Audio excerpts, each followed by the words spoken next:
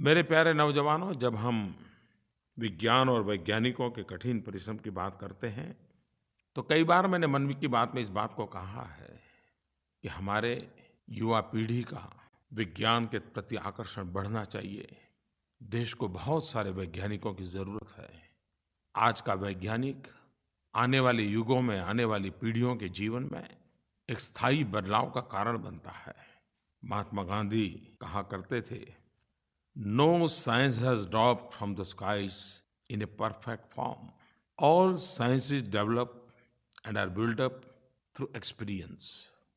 पूज्य बापू ने ये भी कहा था, I have nothing but praise for the zeal, industry and sacrifice that have animated the modern scientists in the pursuit after truth.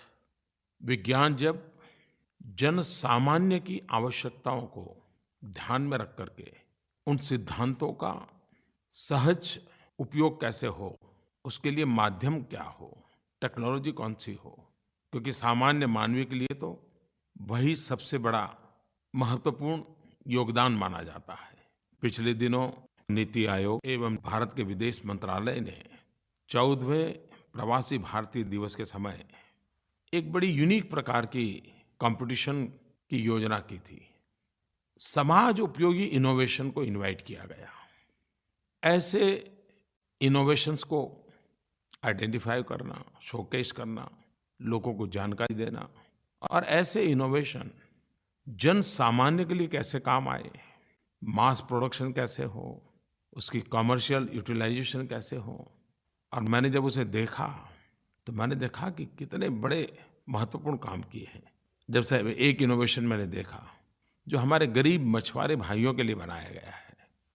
एक सामान्य मोबाइल ऐप बनाई है, लेकिन उसकी ताकत इतनी है कि मछुआरा फिशिंग के लिए जब जाता है तो कहाँ जाना, सबसे ज़्यादा फिश जोन अच्छा कहाँ पर है, हवा की दिशा क्या है, स्पीड क्या है, लहरों की ऊंचाई कितनी है, यानी एक मोबाइल ऐप पर सारी जानकारियाँ उपलब्ध।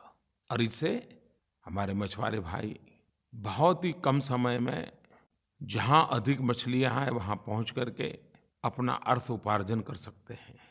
कभी-कभी समस्या भी समाधान के लिए विज्ञान की महत्ता को प्रदर्शित करता है।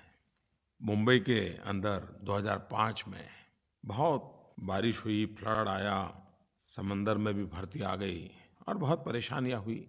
और जब कोई भी प्राकृतिक संकट आता है तो सबसे पहले संकट गरीब को आता है।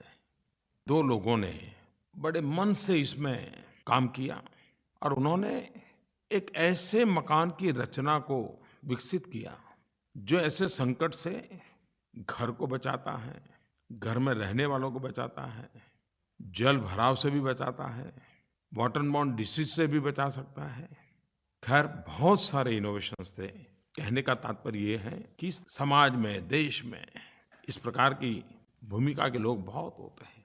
और हमारा समाज भी तो टेक्नोलॉजी ड्रिवन होता जा रहा है, व्यवस्थाएं टेक्नोलॉजी ड्रिवन होती जा रही है। एक प्रकार से टेक्नोलॉजी हमारे जीवन का अभिन्न अंग बन रहा है।